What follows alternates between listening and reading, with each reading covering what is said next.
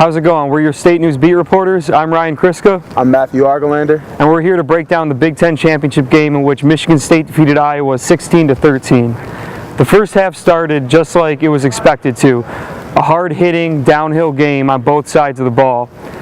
Iowa went into halftime with a 6-3 lead.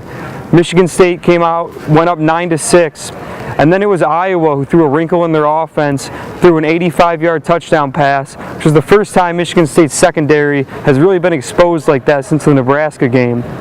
So then Michigan comes back. They get the ball on offense. They run wildcat, they run counters, misdirections, catch Iowa off guard. And it was really those two possessions there for both teams that were able to get their offenses moving.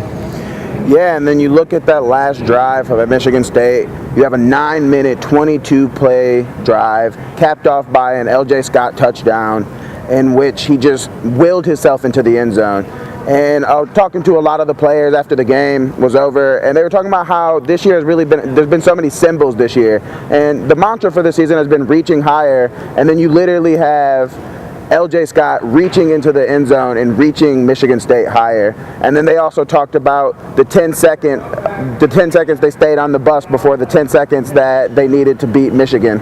And it's just been a season like that where there's so many strange things that happen. Yeah, and Michigan State's playmakers came today. Aaron Burbridge, he had that catch that got reversed, and then all of a sudden Connor Cook throws him a rocket.